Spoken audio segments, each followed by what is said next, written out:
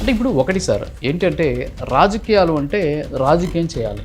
కానీ పాలకొండరాయుడు గారికి కానీ, ఆయన వారసులైనటువంటి మీకు కానీ, సుబ్రహ్మణ్యం గారికి కానీ ఎందుకు ఈ త్యాగం చేయాల్సినటువంటి అవసరం ఏంటి అసలు? నా వల్లే వచ్చింది.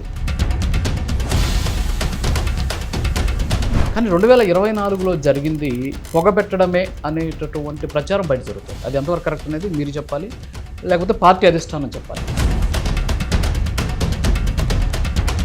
రాయచోటు నుంచి వీళ్ళను పక్కకు పెట్టాలి. ఏకంగా వైఎస్ రాజశేఖర రెడ్డి తోటి కూడా వైరం పెట్టుకున్న పరిస్థితి, ప్రాణాలకు తెగించి మరి రాజకీయాల్లో ఉన్నటువంటి పరిస్థితి, అవన్నీ కూడా గుర్తుకు రావంటారా? నేను ఈ విషయం అడిగితే మరి ఇంత బలీయమైనటువంటి శక్తిని తొక్కడం ద్వారా ఏం సాధించాలని అసలు? సింగిల్ లీడర్ అయితే తెలుగుదేశం పార్టీలో అంటే ఇప్పుడు క్రమశిక్షణ పనిచేయలేదు, మీరు చేసిన త్యాగం పనిచేయలేదు.